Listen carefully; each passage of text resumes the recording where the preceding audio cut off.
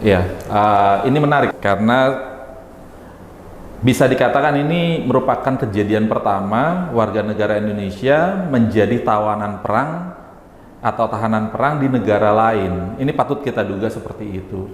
Kenapa? Karena kejadian ini belum pernah terjadi sebelumnya. Tapi kalau kita trace ke belakang, maka kita sama-sama bisa melihat bahwa ini memang patut kita duga kemungkinan besar seperti itu. Karena yang pertama, ini adalah perang yang terjadi antara pemberontak Houthi dengan koalisi yang dipimpin oleh Arab Saudi. Yang kedua, kapal yang ditahan adalah kapal milik atau berbendera dari koalisi Arab Saudi. Kalau kita melihat dua bukti di atas, maka berarti para pemberontak Houthi ini tidak mengincar semua kapal yang berlayar di situ. Mereka hanya segmented saja bahwa kapal-kapal yang berbendera dari koalisi negara atau negara tersebut itulah yang akan mereka incar dan akan mereka tahan. Alasan terkait bahwa kapal tersebut membawa persenjataan perang dan segala macam, menurut saya itu alasan-alasan ikutannya.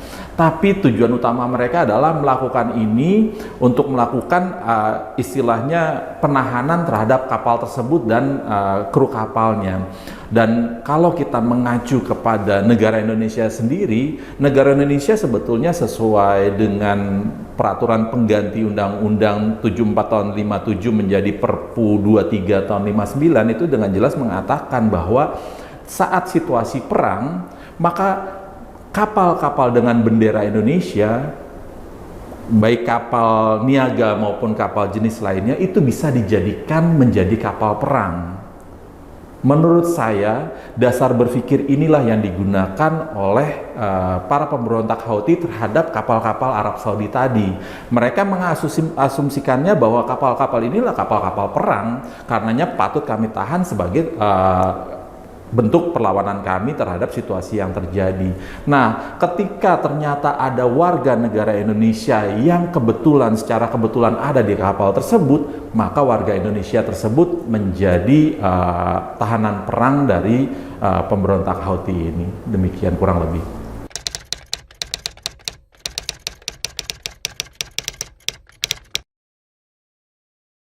Ini menarik. Saya memiliki keyakinan yang sangat besar bahwa secara diam-diam pun, baik langsung maupun tidak langsung, pemerintah kita, saya memiliki keyakinan melalui Kementerian Luar Negeri setelah membuka jalur komunikasi, baik kepada pemerintah koalisi Arab Saudi sendiri maupun kepada tentunya pemberontak Houthi yang belum atau diakui secara dunia internasional ya. Keyakinan saya ini harus saya pegang karena bagaimanapun ada warga negara kita yang ada sekarang di sana dan posisinya kita nggak tahu diperlakukan seperti apa. Memang dalam beberapa berita saya mendapatkan informasi bahwa yang bersangkutan diperlakukan dengan istilahnya baik, ditaruh di sebuah hotel, lalu istilahnya dikatakan bahwa mendapatkan perlakuan yang baik dari para pemberontak Houthi. Tapi kita sama-sama harus memahami bahwa hotel yang dimaksud oleh mereka adalah hotel di tempat atau di area yang terjadi perang. Jadi kita nggak bisa mengasumsikan hotel tersebut adalah tempat yang baik atau layak untuk bisa dihuni oleh warga negara Indonesia. Tapi kita harus bisa berpikir bahwa tempat tersebut adalah tempat konflik bersenjata yang saat ini sedang terjadi.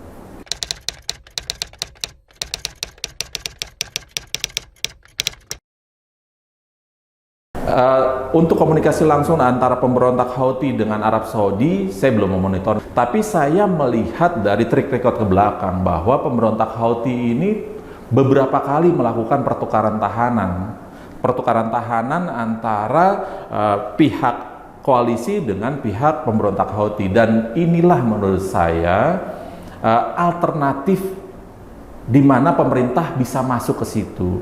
Kenapa saya katakan bisa masuk ke situ? Karena dari situ pemerintah bisa mengusulkan kepada koalisi Arab Saudi untuk bisa mengutamakanlah, memberikan perhatian khusus kepada warga negara Indonesia yang sedang tertahan di sana untuk dijadikan sebagai salah satu skema pertukaran tahanan perang. Kalau itu bisa dilakukan, mudah-mudahan harapan besar saya Bapak Surya Hidayat Pratama ini bisa segera mendapatkan pembebasan.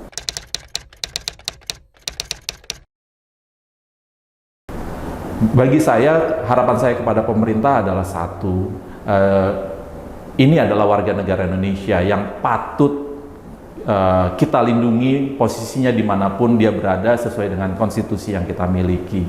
Karenanya, saya mendorong pemerintah untuk memperlakukannya dengan lebih serius lagi, terutama kepada Kementerian Luar Negeri. Saya meminta pertolongannya untuk bisa melakukan komunikasi yang intens dengan pihak koalisi Arab Saudi maupun komunikasi yang secara tidak langsung dengan para pemberontak Houthi untuk bisa mendapatkan alternatif secepatnya untuk bisa membebaskan saudara Surya Hidayat ini.